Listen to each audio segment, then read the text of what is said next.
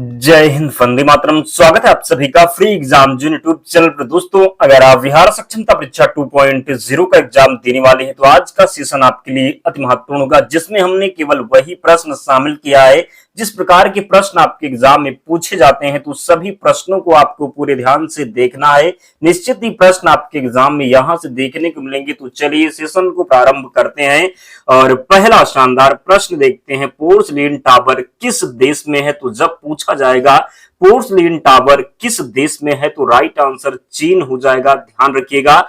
अगला है राष्ट्रीय पंचायत किस देश की संसद का नाम है? तो शानदार प्रश्न होगा दोस्तों, राष्ट्रीय पंचायत किस देश की संसद का नाम है? तो राइट आंसर नेपाल हो जाएगा। अगला है किस आंदोलन के बाद गांधी जी राजनीति में शामिल हुए? तो चंपारण आंदोलन। किस आंदोलन? तो चंपारण आंदोलन। प्रश्न पूछा जाता है कि चंपारण आंदोलन कब हुआ था? 1917 में। कब? तो 1917 में, जरूर ध्यान रखें। अगला है नौजवान भारत सभा किसने स्थापित किया? सरदार भगत सिंह के द्वारा नौजवान भारत सभा की स्थापना की गई, ध्यान रखिएगा। प्रश्न कई बार पूछा गया है। फ्लाइंग सिख के नाम से कौन जाना जाता है? तो आसान प्रश्न होगा दोस्तों, मिल्खा सिंह राइट आंसर है। विख्यात तट मंदिर कहां पर स्थित है? तो मामल्लपुरम, जरूर ध्यान रखें। क्या हो जाएगा? तो मामल्लपुरम, जरूर ध्यान रखना, गलती नहीं करेंगे। नेक्स्ट, भारत में सबसे ज्यादा साक्षरता कहां पर है? तो केरल में है। कहां पर? तो भारत में सबसे ज्यादा साक्षरता केरल में है। दाभोल विद्युत परियोजना कहां पर स्थित है? तमिलनाडु में स्थित है। नेक्स्ट, जवाहरलाल नेहरू बंदरगाह कहां पर स्थित है? मुंबई में स्थित है जवाहरलाल नेहरू बंदरगाह। और एक बात दोस्तों, जिसने भी अब तक वीडियो को लाइक नहीं किया है, प्लीज आप लोग वीडियो को जरूर लाइक कर दें और चैनल को सब्सक्राइब करके हमारे साथ जुड़ जाएं। आप लोग डेली जुड़ा करें। प्रश्न एग्जाम में बाहर नहीं होगा, सभी प्रश्न वीडियो में से होंगे। तो पूरे प्रश्नों को ध्यान से देख लेना, फिर पीडीएफ से रिविजन भी आपको करना है। पीडीएफ हम टेलीग्राम चैनल पर प्रोवाइड करवा देंगे, तो वहां पर आप लोगों को जरूर जुड़ना है। नेक्स्ट, विश्व विरासत दिवस कब मनाया जाता है? 18 अप्रैल को। ये प्रश्न जो है कई बार पूछा गया है और ध्यान रखना, विश्व विरासत दिवस मनाया जाता है 18 अप्रैल को। अगला है वात्सल्य मेला कहां पर आयोजित होता है? नई दिल्ली में। भारत ने अंतरराष्ट्रीय सुनामी चेतावनी प्रणाली को कब अपनाया? तो 2006 में। कब? तो 2006 में। अमेरिका के किस राष्ट्रपति ने हिरोशिमा पर परमाणु बम गिराने का आदेश दिया था? हेनरी ट्रूमैन था। क्या? तो हेनरी ट्रूमैन था। 6 अगस्त और 9 अगस्त को जापान के हिरोशिमा और नागासाकी पर बम गिराया था। 6 अगस्त और 9 अगस्त 1945 को, ध्यान रखना है। अगला है बंदरगाह वाला नगर किसे कहा जाता है? मंगलौर को कहा जाता है बंदरगाह वाला नगर। किस बैंक ने लोन इन सेकंड सेवा शुरू की है? यस बैंक ने। किसने? तो यस बैंक ने। मनुष्य की आंख का वजन क्या होता है? तो लगभग 7.5 ग्राम हो जाएगा। लक्षद्वीप की राजधानी कहां है? कावरत्ती हो जाएगा लक्षद्वीप की राजधानी। नेक्स्ट है कालीबंगन कहां पर स्थित है? तो राजस्थान में स्थित है कालीबंगा। किस तिथि को अपसौर की स्थिति होती है? 4 जुलाई को होती है अपसौर की स्थिति। पृथ्वी का विश्वतीय व्यास कितना मोटा होता है? तो 12,756 किलोमीटर तथा इसका जो ध्रुवीय व्यास होता है ये 12,714 किलोमीटर, जरूर ध्यान रखें। तो विश्वतीय जो हो जाएगा ये 12,756 और ध्रुवीय की जब बात होगी तो 12,714, दोनों आपको ध्यान रखना है। अगला है ऋतु परिवर्तन किस गति के कारण होता है? वार्षिक गति के कारण ऋतु परिवर्तन होता है। सूर्य की परिक्रमा करने में जो है पृथ्वी को कितना समय लगता है? तो 365 दिन 5 घंटे 48 मिनट 46 सेकंड, या फिर आपको प्रश्न जो विकल्प में मिल सकता है 365 दिन 6 घंटे। नेक्स्ट है पृथ्वी दिवस कब मनाया जाता है? तो 22 अप्रैल को मनाया जाता है पृथ्वी दिवस। 22 का आंकड़ा आपको जरूर ध्यान रखना है जब बात होगी 22 मार्च की। कब? तो 22 मार्च को जल दिवस, 22 अप्रैल पृथ्वी दिवस, और जब बात होगी 22 मई की तो जैव विविधता दिवस मनाया जाता है, जरूर ध्यान रखना है। अगला है प्रत्येक सौर वर्ष या कैलेंडर वर्ष में कितना समय बढ़ जाता है? तो 6 घंटे बढ़ जाता है। आकार और बनावट की दृष्टि से पृथ्वी किस ग्रह के समान है? तो शुक्र के समान है। पृथ्वी को नीला ग्रह किस कारण से कहा जाता है? तो पानी की उपस्थिति के कारण। किसके कारण? तो पृथ्वी को नीला ग्रह कहा जाता है पानी की उपस्थिति के कारण। सूर्य के बाद पृथ्वी का सबसे निकट का तारा कौन सा है? तो प्रॉक्सिमा सेंचुरी हो जाएगा।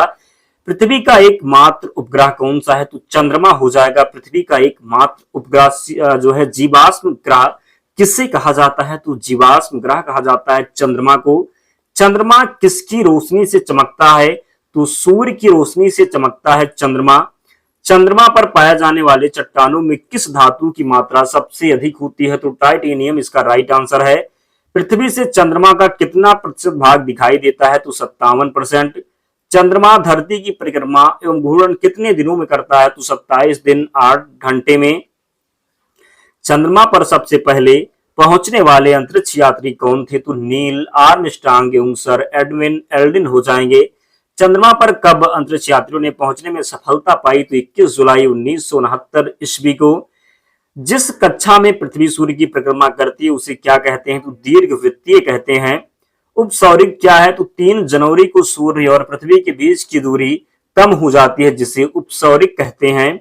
अपसौरिक क्या है? तो जुलाई को पृथ्वी सूर्य से कुछ दूर चली जाती है, इसे अपसौरिक कहते हैं। ध्यान रखिएगा। अक्षांश क्या है? तो यह ग्लोब पर पश्चिम से पूरब की ओर खींची गई काल्पनिक रेखा है जिसे अंश में प्रदर्शित किया जाता है। किस रेखा को शून्य अंश की स्थिति माना जाता है? तो शून्य अंश की स्थिति माना जाता है विषुवत रेखा को। देशांतर क्या है? तो यह ग्लोब पर उत्तर से दक्षिण की ओर खींची जाने वाली एक काल्पनिक रेखा है। देशांतर क्या है? तो यह जो ग्लोब है उत्तर से दक्षिण की ओर खींची जाने वाली काल्पनिक रेखा है। पूर्ण सूर्य ग्रहण किस दिन होता है? अमावस्या के दिन। चंद्र ग्रहण क्या है? तो जब सूर्य और चंद्रमा के बीच पृथ्वी आ जाती है। क्या होता है चंद्र ग्रहण में? तो जब सूर्य और चंद्रमा के बीच में पृथ्वी आ जाती है तो सूर्य की पूरी रोशनी चंद्रमा पर नहीं पड़ती, इसे चंद्र ग्रहण कहते हैं। पूर्ण चंद्र ग्रहण किस रात को होता है? तो पूर्णिमा की रात को होता है। 21 मार्च से 23 सितंबर तक उत्तरी ध्रुव पर दिन की अवधि कितनी होती है? 6 महीने की। कितनी? तो 6 महीने की। अंतरराष्ट्रीय तिथि रेखा क्या है? तो 180 डिग्री देशांतर को अंतरराष्ट्रीय तिथि रेखा कहते हैं। पृथ्वी अपनी अक्ष पर कितनी झुकी है? तो साढ़े कितना हो जाएगा? 23.5 डिग्री। जरूर ध्यान रखें। अगला है सौर मंडल का एकमात्र किस ग्रह जिस पर जीवन है? सौर मंडल का एकमात्र ग्रह किस पर जीवन है? तो पृथ्वी हो जाएगा।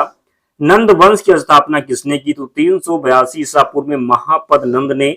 मौर्य साम्राज्य का संस्थापक कौन था? चंद्रगुप्त मौर्य था मौर्य साम्राज्य का संस्थापक। अर्थशास्त्र पुस्तक किसने लिखी है? कौटिल्य के द्वारा अर्थशास्त्र पुस्तक लिखी गई है। चंद्रगुप्त मौर्य के शासनकाल में कौन सा यूनानी यात्री आया और उसे इंडिका पुस्तक लिखी? तो किसने लिखी है इंडिका पुस्तक? कई बार इंडिका पुस्तक जो है एग्जाम में पूछी गई। तो मेगास्थनीज के द्वारा। किसके द्वारा? तो मेगास्थनीज के द्वारा इंडिका पुस्तक लिखी गई है। अशोक ने कलिंग युद्ध किस वर्ष लड़ा था? तो 261 ईसा पूर्व में। मौर्य साम्राज्य का अंतिम राजा कौन था? बृहदर्थ था। 78 ईस्वी में शक युग की स्थापना किसने की? तो कुषाण राजा कनिष्क ने। किसे भारत का नेपोलियन कहा जाता है? समुद्रगुप्त को भारत का नेपोलियन कहा जाता है। आर्यभट्ट और कालिदास किसके दरबार में प्रतिष्ठित थे? तो चंद्रगुप्त द्वितीय। किसके? तो आर्यभट्ट और कालिदास किसके दरबार में प्रतिष्ठित व्यक्ति थे? तो चंद्रगुप्त द्वितीय के। इकाइयों की समस्त व्यवस्थाओं में किस इकाई की मात्रा समान होती है? तो विशिष्ट गुरुत्व हो जाएगा। कारों, ट्रकों और बसों में ड्राइवर की सीट के बगल में कौन सा दर्पण लगा होता है? तो उत्तल दर्पण लगा होता है। भारतीय विज्ञान संस्थान कहाँ स्थित है? बेंगलोर में। पराध्वनिक विमानों की चाल होती है ध्वनि की चाल से अधिक होती है। भू स्थिर उपग्रह की पृथ्वी से ऊंचाई होती है तो 36,000 किलोमीटर हो जाएगा। चिकित्सा शास्त्र के विद्यार्थियों को किसकी शपथ दिलाई जाती है? हिपोक्रेटस हो जाएगा। वह काल्पनिक रेखा जो फोकस एवं पोल से गुजरते हुए गोलाकार दर्पण पर पड़ती है वह कहलाती है? तो मुख्य अक्ष कहलाती है। अगर किसी वस्तु का फोकस अवतल दर्पण पर पड़ता है तो उसकी छाया कैसी बनेगी? अनंत पर बनेगी। वह धातु जो अम्ल एवं क्षार के साथ क्रिया करके हाइड्रोजन निकालती है उसे जिंक कहते हैं। क्या? तो जिंक कहते हैं। चमगादड़ अंधेरे में उड़ते हैं क्योंकि चमगादड़ प्रासरभ तरंगे उत्पन्न करते हैं। चमगादड़ अंधेरे में उड़ते हैं क्योंकि चमगादड़ जो होते हैं प्रासरभ तरंगे उत्पन्न करते हैं। बर्फ में स्केटिंग करना प्रदर्शित करता है कि दाब बढ़ाने पर बर्फ की गलनांक पर क्या प्रभाव पड़ेगा? तो घट जाता है।